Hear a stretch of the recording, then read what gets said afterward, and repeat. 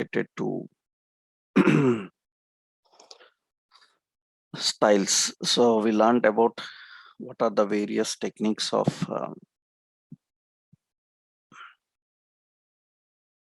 defining styles. So inline technique, embedded technique, external file, and we learned about MIME type of styles, and about the media type, how to define the media type for styles, the media property, how to use it. Next, we learned about minification, how we can minify the files, how we can minify and use the files. So minification is compressing the files and using the files. That means compressing the CSS code. Actually, for minification, separate tools will be there. You can download them. For example, we have so many tools online you can download. I showed you a website. Similar to that, you have a tool like Smallify. You can download this Smallify tool. Several others are there. I will show you in the Bootstrap concepts. Actually, in my computer, you can see I have a software here.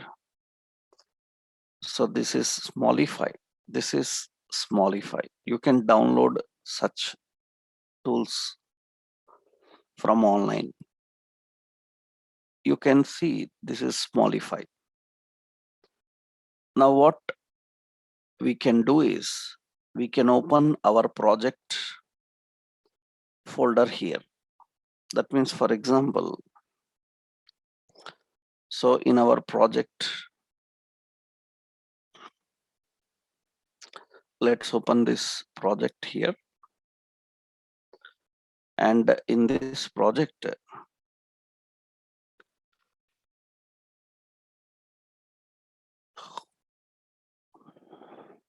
here, yesterday, we minified this file. I will create a separate folder here. See. So I'm creating a separate folder. It's not here. Let's delete them. So it's always good to maintain all your CSS files in a separate location. So here I'm adding a folder called styles. Okay. In the styles folder, we have some effects dot CSS. In that we are writing some effects, heading, so background color, so that is red, some color, some white, and text align, so center like this. Now I want to minify this logic. So yesterday I showed you we have to go to the website, copy this code, minify them, come back, create a new file, and add the minified code. So that's a lengthy approach. So what we can do is, if you have such softwares like Smallify I'm having, you can open this folder in File Explorer. You can right click and reveal in Explorer. It opens the File Explorer. Currently in Styles folder, only one file is there, effects. What we can do here, we can drag and drop this folder into this software. So that folder is dropped into the software. Remember, every software have different approach. Some software ask you to upload only file. Some ask you to upload entire folder. Some ask you to copy only the code depending on the nature of the software. Here this is asking to upload folder, and this software I am having, that software I am having, it have the ability of both minification of JavaScript and the CSS files. It can minify the CSS files and JavaScript files also. So I click the minify button now. So after selecting the folder, it's minified. Once it is minified, you can see automatically that min file is added. You don't need to create that file, it is added. So in the project, you can verify in the styles folder, min file is present and it contains the minified code. You can directly use this in your pages. So here this time it is present in a different hierarchy. So it is present in dot slash styles slash effects dot min dot css. So when you are publishing, then you use this minified file. When you are developing, you use the original file. So minification can be done in several ways. So this is one technique we have seen, how we can minify and how we can work with that. There are so many techniques. This is one method of minification. So generally, minification is to compress the size of CSS file. While learning CSS, you need to understand this term, what is minification and why to use the minified files, when to use the minified files. Next, important, one more regular concept you will come across is about the CDN. CDN is nothing but content delivery network. Content delivery network. Actually, CDN means sometimes what happens is currently styles are present in this project. Generally, in real world development process, entire development happens in 4 servers actually. Generally, development happens in 4 servers.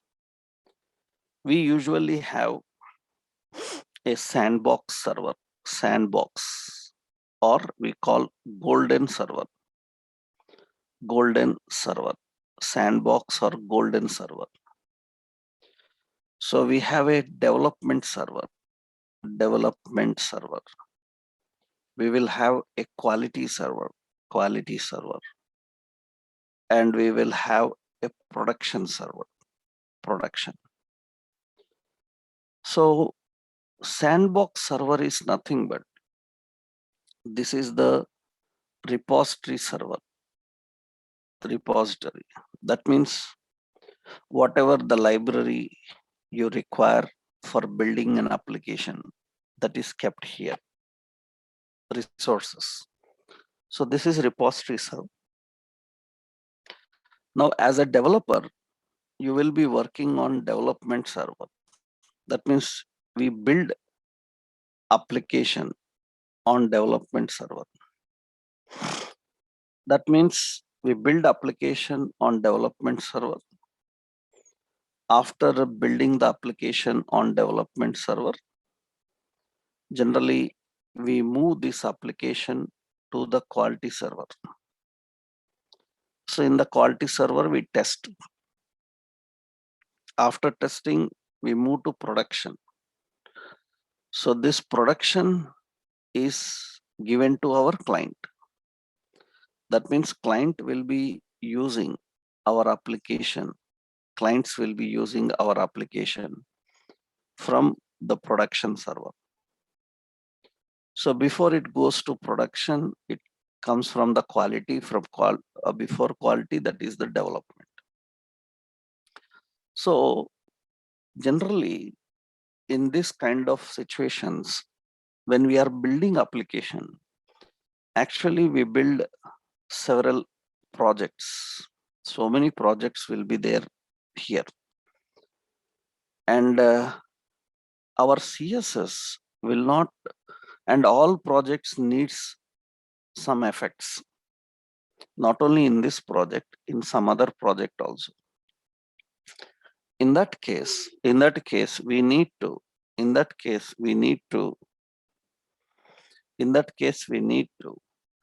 maintain the styles, scripts, and other sources in a repository server. And from there, we can access from another server and use in the development server. And you can access and use in any project. That means the CSS is not present locally in the same location. It is present in some other server, and from there it is delivered to all. So it is delivered to different projects. Then this is called as CDN. We call as CDN. CDN means the styles are present in some other server location, and we don't download and use them here in our computer. So we access directly from there. CDN is good and bad. It has both points, because why it is good, you don't need to have styles in your project. That means it saves your project space. So physically it saves the space because you are not having the files in your project location. That means they are coming from some other server. It will save the space. But problem is they have to come from another server location. It will take some time to load because it has to come from another server. So it will take some time to load. Sometimes server not responding, then the styles cannot load. So always you need to connect to the server. This is very regularly seen. These days, we use CDN also regularly. Why? Because when we are working with multiple projects, our CSS will be in a separate location and we can access and use it. So later you will see, suppose I want to use Bootstrap. So you have an official website of Bootstrap. This is the official website of Bootstrap. So what is Bootstrap? We will discuss. Actually, Bootstrap gives you all the CSS. Now in Bootstrap, if I click download, they will give you an option. Do you want to really download it? You can download. So the bundles are present, you can download. Or you can use the CDN. You see CDN. CDN is nothing but they will give you the link of the CSS directly from their server. And see, they are giving a minified file. You can get the original file and minified files. And this is coming from their website location, from the server location. It is directly coming from that location. So if technically due to any reason, if this server is not responding, then this CSS you are using in your page cannot reflect those effects. It has to wait. These problems will commonly come from CDN type. So CDN is very common once you start working with CSS and JavaScript, you should know that you can download the CSS provided by other people and you can use them, or you can directly access. If they provide access from their servers, you can directly access and use them. So these are the two points you need to understand, right? The minification and CDN. So this is how we can integrate and use CSS in our page. So inline, embedded, external file can be again local file or a CDN file.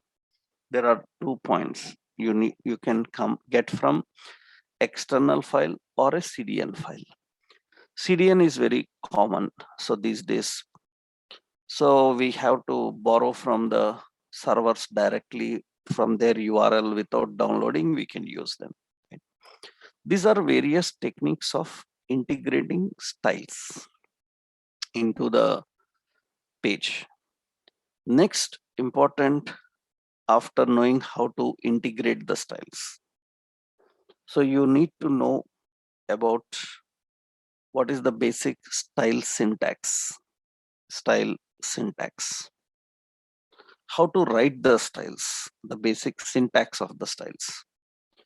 Style syntax, actually, if we are writing inline, if we are writing styles inline, then how do we write styles? Actually, for any element, we have to use a style attribute. And by using this style attribute, we have to define the attribute and colon value. If you want another attribute, you have to put a semicolon, another attribute and colon value. This is how we write style inline. So inline, we have to put the styles in a quotation, means as the string, and multiple styles are separated with semicolon, and every style have a property, that is the style attribute and its value. So that is how we write the styles. That means generally, so we have a style attribute is nothing but some width as some 100 pixels, semicolon height as some 200 pixels. Like this, we have to define the styles. Now these styles are applied to this element because they are written native to that particular element. That is no problem. Directly these effects will work. But when you are writing embedded, or when you are writing in external file, generally you have to write the styles as a block. That means you have to write like a block. When you are writing embedded or external file, we have to write the styles as a block. This is a style block. In the style block, you have to define the attribute and value. So we have to define attribute and value. In the style block, we have to define this. Now, the question here is, to which element this block of styles will apply? To which element they will apply? Earlier, they are applying to this element where you written it. So now if you are writing separately, not inside that element, then generally, so here I am writing the style in this way. So I am writing some style. So we have a style tag. And here I am writing a style block. In that block, I written as some color red. and like text line center. So this is the style block which contains attributes and value. Okay, this is a block of attributes and values. Now you have to tell where to apply them. So where to apply these styles? We need to configure where to apply these styles. So where to apply these styles, we need to define that. So that means you defined some set of styles, but you haven't mentioned where to apply. That is defined by using selector. So when you are writing the styles inline, you don't have a selector, because when you write styles inline, it will be to that element directly. But when you are writing styles embedded or in external file, so we have to use selector. We need to use a selector. So technically, selectors play the key role in specifying where to apply the styles.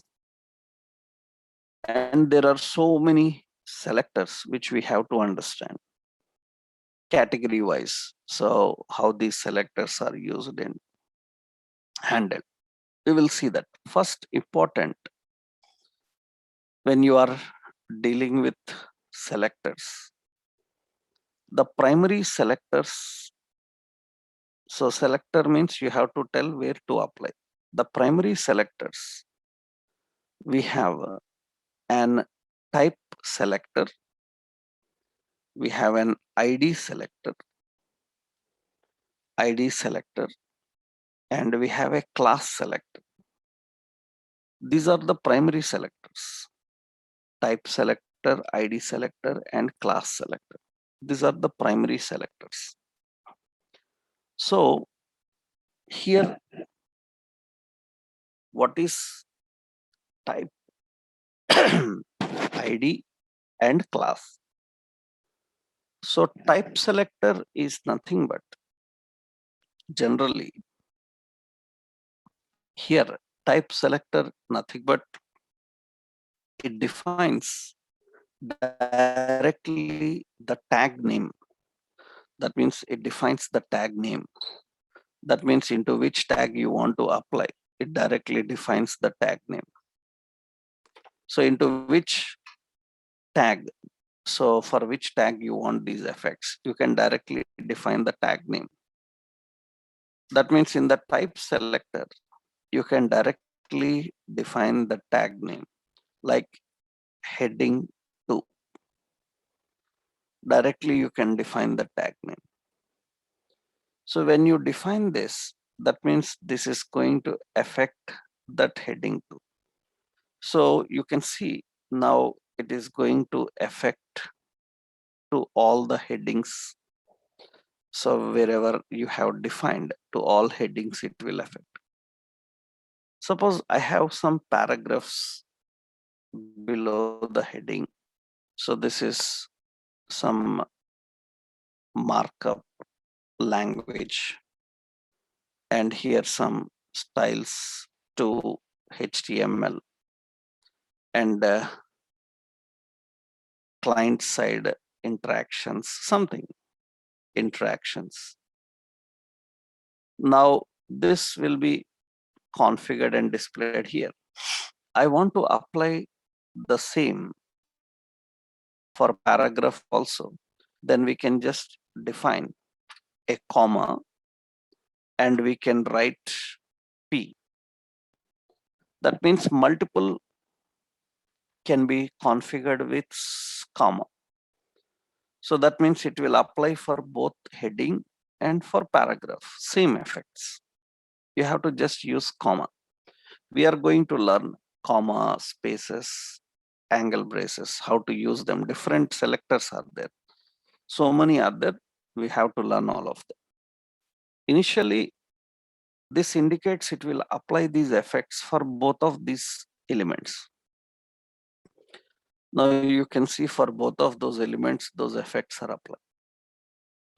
So type selector advantage is wherever heading comes, wherever the paragraph comes, it will get this effect. But one problem is there. So with the type selector, suppose I am writing another heading here and I say that web technologies.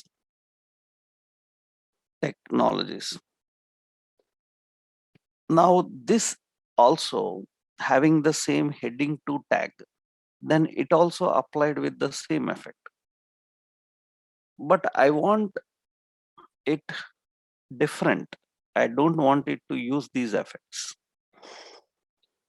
But if you are using a type selector, wherever heading 2 comes, it will apply. So that means it is going to apply that effect here. You can't ignore. So you can't skip that. So wherever heading comes, it will apply. That means you cannot choose for element. Choosing for element means you cannot say choosing for element means you cannot say that this will work, this will for this we need, for this we don't need. That means same element, but one situation we want, another situation we don't want. In that case, this is not good. The type selector is not good. Why? Because wherever that tag comes, it will apply those effects. We cannot ignore that. So that is the problem with the type selector. Then we can go with ID select.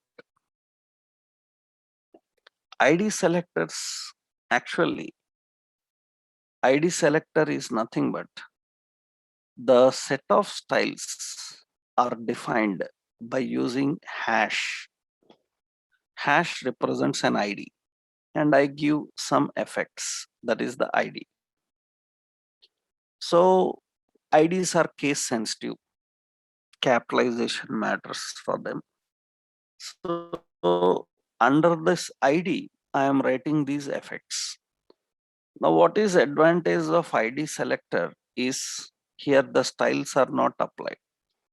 You can apply to which element you want.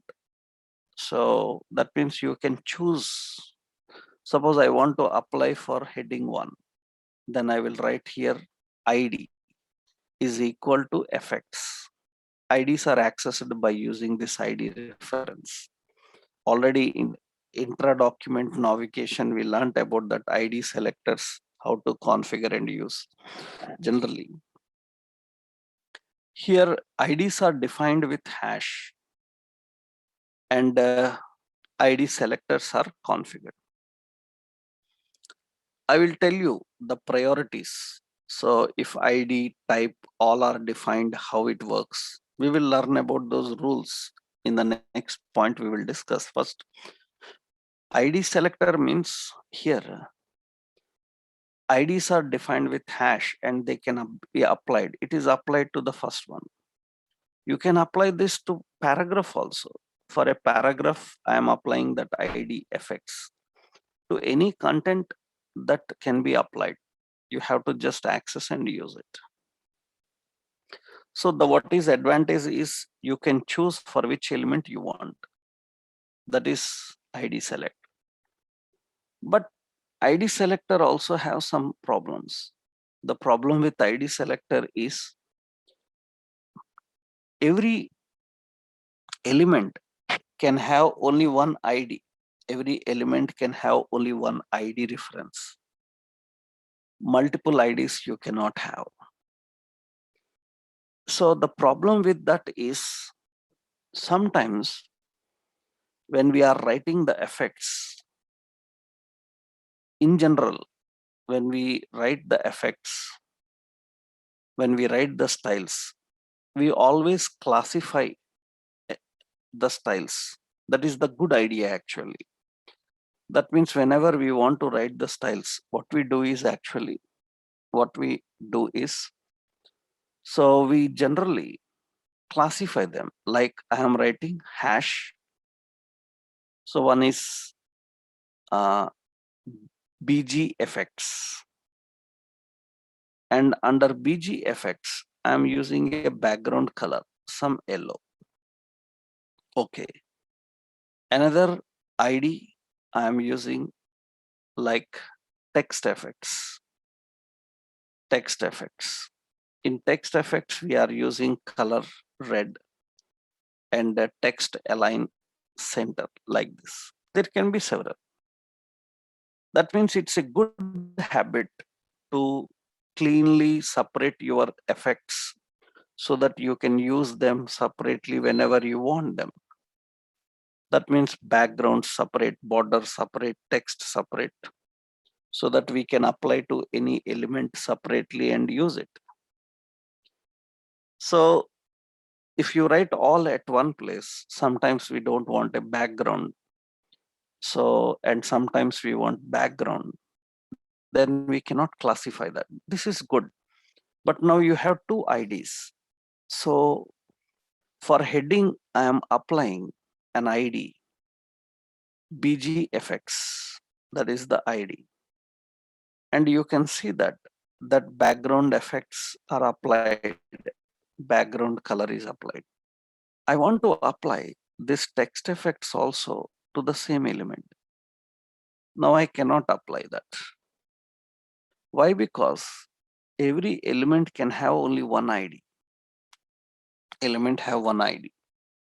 For example, see here now, when I try one more ID here and I say text effects, and you can see that it's not working. Suppose I remove that and here I said comma and text effects, and you can see that this is also not working. I used some space and text effects, and you can see that's also not working. No need to try all these techniques, it will not work. Only one ID can be applied. So that means either you can give BG effects or you can give text effects. Only one will work. So this is either you can give text effects, you can give text effects. So only text effects will apply or only background effects will apply. So what is problem with ID selector is we cannot apply multiple effects to one element. We cannot apply multiple effects to one element. That is the problem with ID. But you can choose to which element you want. So now what is the solution if you want multiple?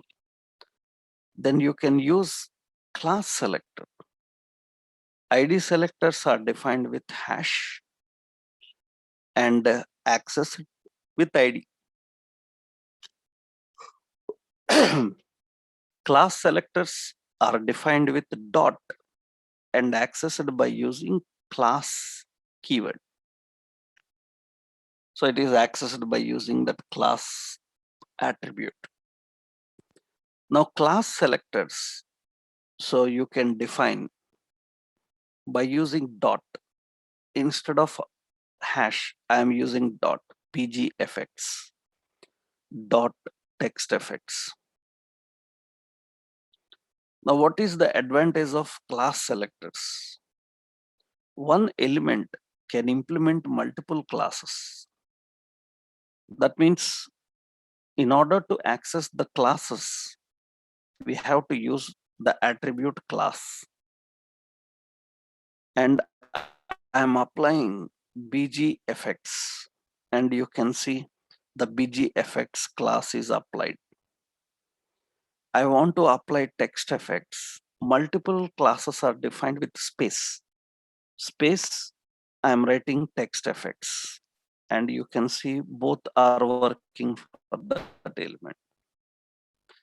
So why we written like that? Because suppose for paragraph, I want only text effects.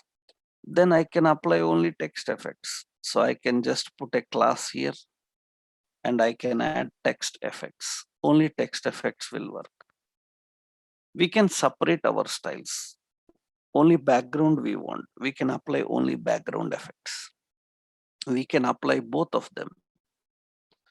So BG effects, and it will apply the background. We can use both of them. So we can configure and we can define both of them. That's technically it happens. So generally when you are working with effects, these are the options we need to understand. So the background effects, the text effects, how we can apply and how you can configure. Generally, when you are dealing with, the multiple categories of options, then you can better go with this class selector. So there is nothing like which one is best. Why? Because sometimes we want to apply to every paragraph. So then use type selector. Sometimes I want to apply to only one specific, then use an ID. I don't have multiple, then use an ID. I have multiple categories of effects which I want to apply. Then we can go with the class selectors. Now, these are the primary selectors. ID selector, type selector, and class selector. Now, once we know these three selectors, we have to know the rules also. That means the basic CSS rules actually. What are the rules when using these primary selectors? So many other selectors are there, we will learn. But all other selectors based on this technique only. ID, type, and class. So what are the rules? Rules nothing but actually, suppose observe here, we just need to understand the priority levels actually. Suppose I am defining some heading, so heading effects. Heading 2, I given color as red. Okay. For the same element, I am giving again heading 2. So color as blue. Color as blue. Now, generally, the same is repeated again, configured again. It will use the latest one. That is the first basic rule. So that means many times these are asked in interviews for a fresher that if I write same, then what will happen? If you write same, what will happen? It will apply the latest one. That means now heading color will be blue. Headings will be in blue color. That's simple. Not just like that. Actually, if same attributes are there, it will replace the latest one. Suppose in the first specification, in the first block, suppose we have border as 2 pixels solid. Then what will happen? It will replace the same effect. And if any effect is additionally defined and it is not there in the latest, it will continue that effect. That means now will border apply to heading or not? So border will apply to the headings. It will apply. That means it will replace only the same name effects. So if any effect is additionally defined anywhere at the first reference or at the second reference, if any different effect is there, it will apply. But same effect is there, then it will replace it. Suppose here we are having some background color, so yellow, and automatically it can change that. It can change it. Suppose background color here also we return so background color as green, then it is going to apply only yellow as background color, because green is before this. Whatever latest you defined, it will apply. So the first rule is, if the same effects are written again, then it will replace and define the latest one. Any additional effects mentioned before or after, it will use all those additional effects. There is no problem in that. That is first condition. Second one is, suppose I have type selector, and suppose I am having through type selector color is red. That means all headings color is red. Now I given an ID selector, suppose text color. Okay, text color, I given color as some green, and I am applying ID. So ID as text color. That means now the question is, if an element is defined with both type selector and ID selector, which one will apply? So which one will apply? Always ID will apply, because ID is written native to this. ID will apply. So you can see that the color will be now green. Others are not affected. Only for this we given that ID. So ID will affect. ID will affect. Suppose, so we have a class here. Suppose we have a class dot some text color, and here color as some blue I defined. This is class. I am writing here the class. So class as text color, text color. Remember, when you define all the three, that means first priority priority is always given for ID.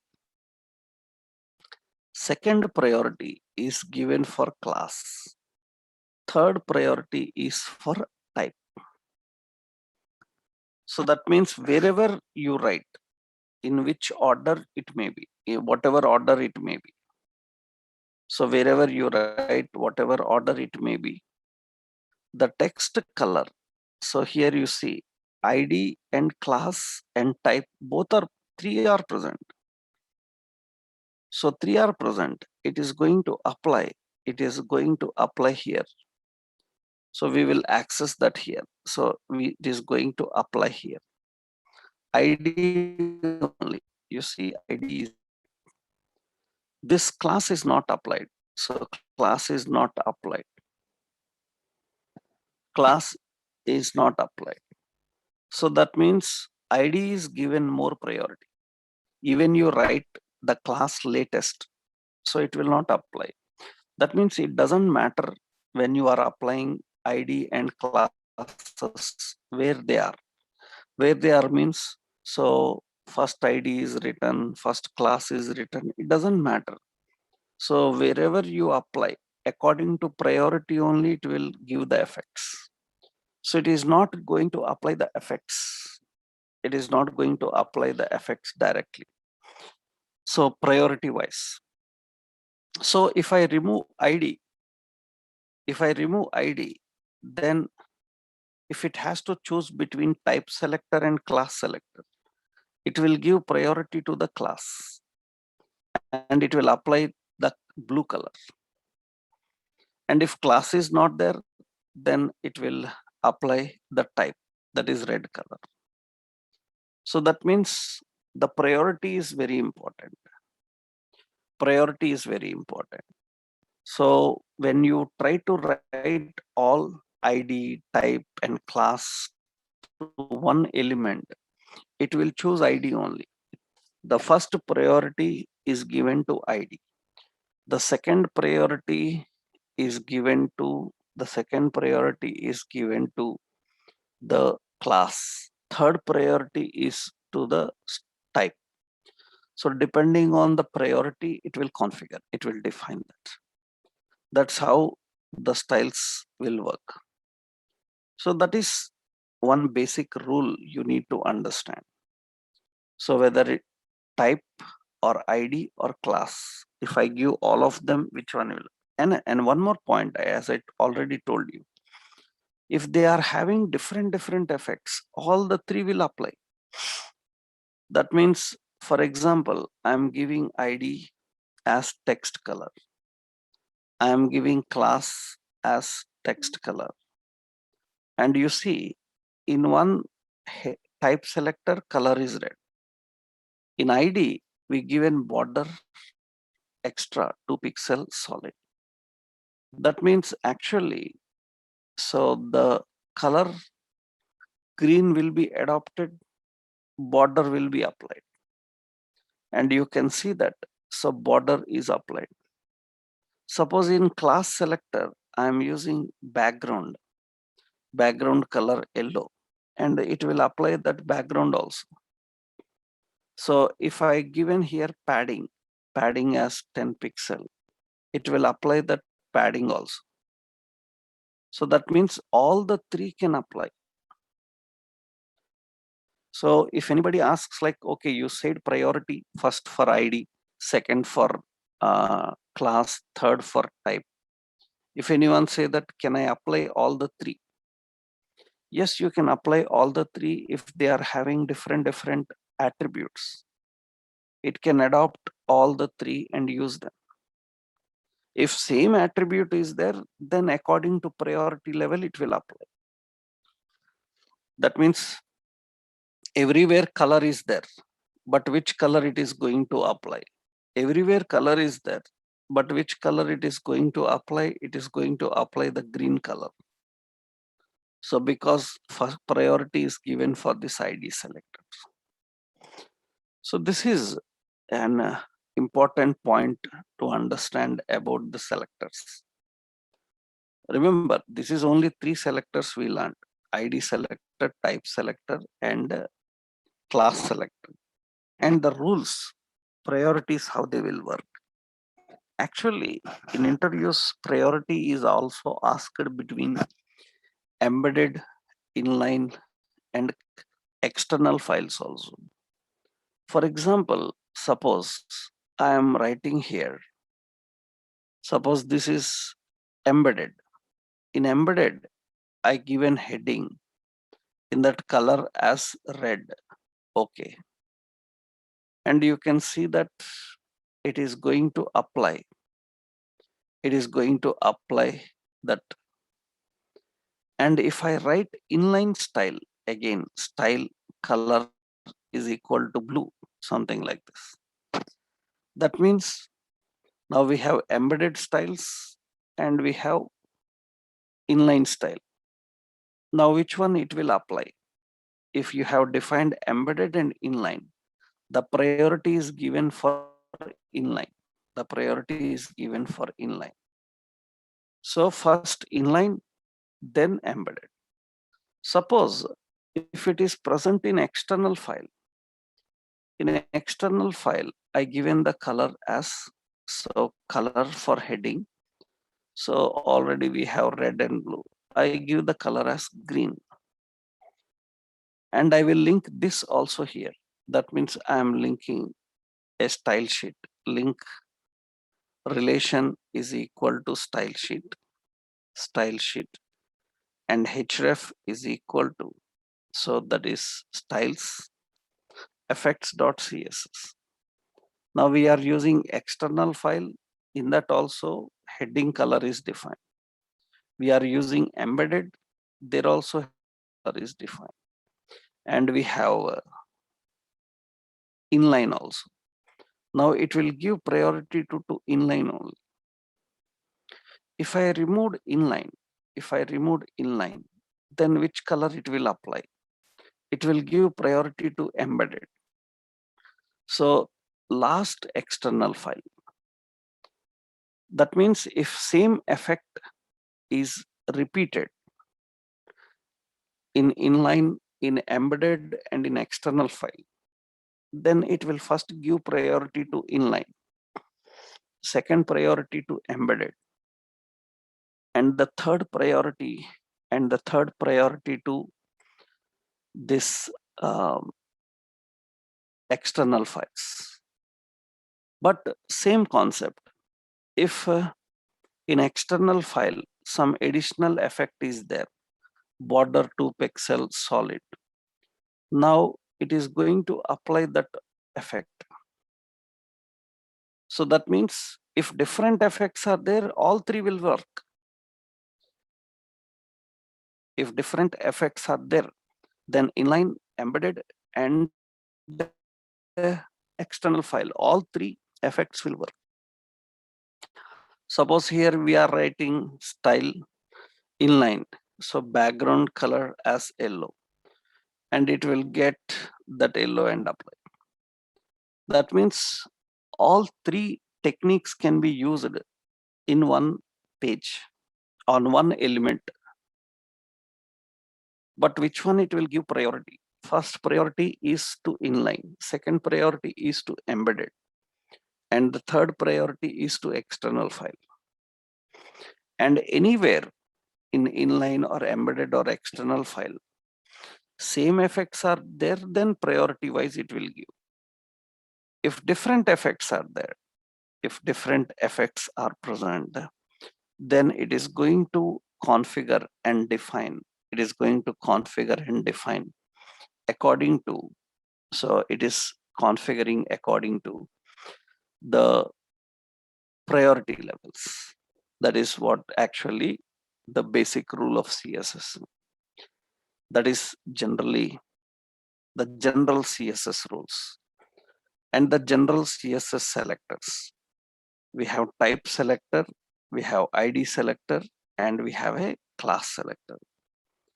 And the rule is priority wise, first ID, then class, so then type. And priority wise, first inline, then embedded, and then external file. And all are having different, then all effects will apply. That is the basic.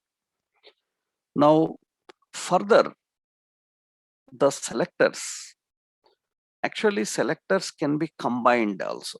Selectors can be combined. That means many times when you write the selectors, because others I will tell you. For example, suppose when we are defining like this, suppose we have suppose input element, input type is equal to text, and here we have name, something like this. Generally, we have an habit of writing like this. Input is the element, and we just put a dot and some class name. That means suppose I say effects like this. So that means generally, so I kept here background color yellow. And you see here, when I run this, so there is no background color yellow. Because actually, so it is defined input dot effects. Suppose I am accessing class as effects. Effects is the class for that because dot indicates effects. That will apply. So that means you can see that. For example, suppose I put a paragraph, para, and I'm using the class effects. I see the class effects. And for the para, that effects is not applied. We are giving the class effects, it's not applied. Why? Because this technique indicates that it will apply this class only for this type. it will apply the class only for that particular type. It will not apply for others, even you refer the class. If I don't use that input, so then it is going to apply everywhere. It is going to apply everywhere. So if I write input, that means it is going to apply to only input. That means sometimes we have a problem that that class can be used everywhere. A paragraph can use, a heading can use, a text box can use, but we designed the effect only for text boxes. If we apply for paragraphs and headings, they will not properly display. That means they are not suitable. So we designed for that. So in that case, we have to use this technique. So in that case, we have to follow this technique and define this technique. So generally, when you are configuring the effects, specifying the effects and working with them, so these are the basic things you need to understand. That means why such options are defined. Even, for example, suppose I said input and here I write hash effects. I am writing like hash effects. Now I am giving here ID as effects. Here also ID as effects. So ID as effects. That means it's an ID selector. It will work for only this. That means this indicates that although you are using ID, don't apply everywhere where it uses that ID is used. Why this kind of technique is used? Because sometimes we use ID for JavaScript also. That means this ID is not only for CSS, it is used by JavaScript to refer this paragraph. In that case, I don't want to apply the effect. I want to use it as a reference. So it should not work for paragraph. It should work for only the effects for only input or only some other content. Then we have an habit of writing like this. So if I remove that, so it's going to apply everywhere because everywhere the ID is used, it will apply. Suppose I say P effects, that means it is only for paragraph, not for input. That means it will apply only for paragraph, not for that. So that is one technique generally we see regularly. So because when we are applying the styles, we need to configure them and we have to define them where to apply. So sometimes IDs and classes can be accessed across every element and applied. But sometimes we design the effects in such a way that they are suitable for text box, not suitable for paragraph. And accidentally or intentionally anybody applied that ID to paragraph, it will work. But it looks awkward because we haven't designed for paragraph. That looks abnormal. To avoid all these kind of situations, we have to write in this way. So we need to configure this and define this. This is another important point you need to understand as a technique how you configure.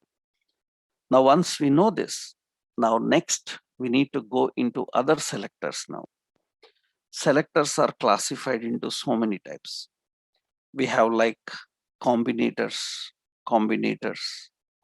We have like rational selectors. We have like pseudo classes. So many category type of selectors are present. So we need to understand different categories of selectors now. So that means what are combinators, rational selectors, pseudo classes, different types of selectors are available. So they will suit for different situations to apply the effects and work with them. That we will see in our next session. Tomorrow we will discuss about all other selectors.